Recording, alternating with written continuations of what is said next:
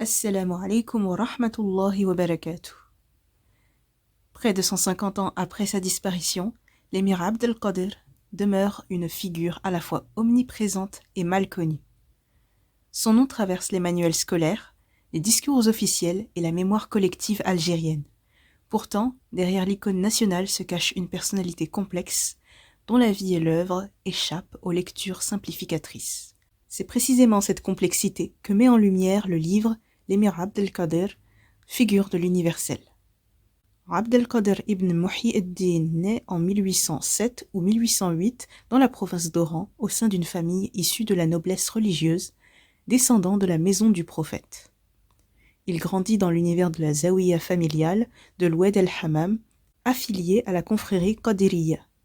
Ce lieu n'est pas seulement un espace de dévotion, mais un centre de transmission du Coran, des hadiths, du droit, de la grammaire et de la spiritualité. Son père, Sidi Muhyiddin, joue un rôle déterminant dans sa formation. Il lui transmet une éducation fondée sur la science, la discipline intérieure et la conscience d'agir sous le regard de Dieu. Très jeune, Abdelkader mémorise le Coran, commente les textes religieux et enseigne à son tour. Cette formation précoce forge un caractère marqué par la rigueur morale, l'ascèse et la responsabilité.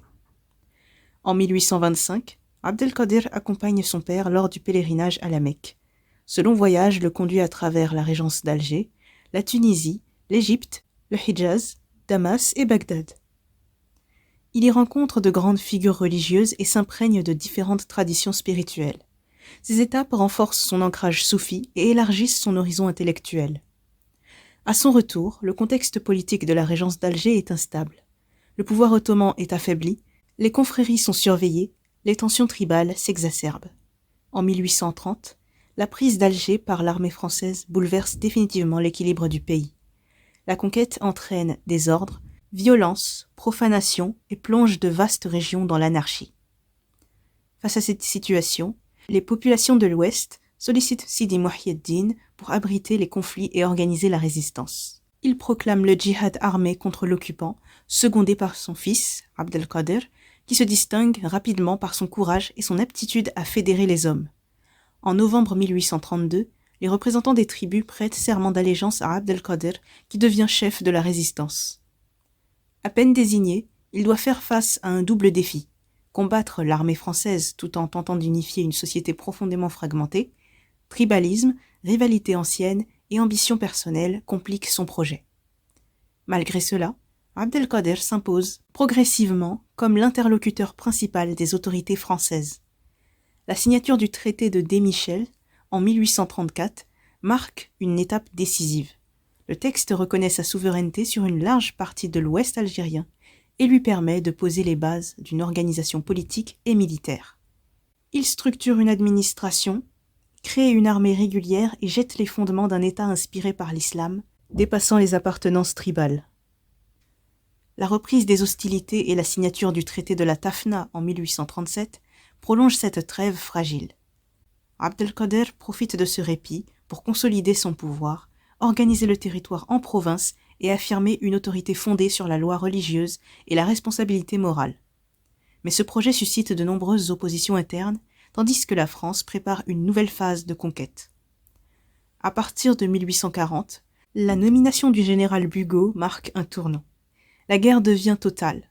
Colonies mobiles, razzias, destruction de villages et pression sur les populations visent à isoler l'émir et à briser la résistance.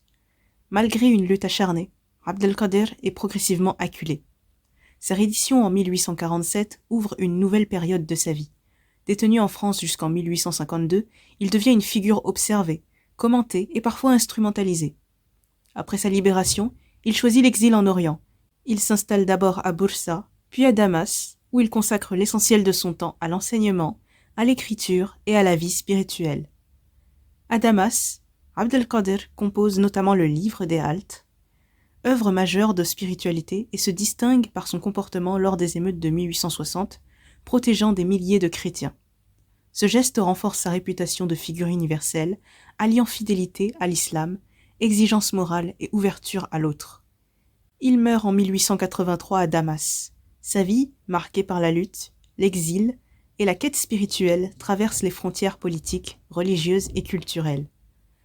Le livre montre que comprendre Abdelkader suppose de tenir ensemble ces différentes dimensions. Le chef militaire, le chef d'État, le mystique et l'homme de conscience.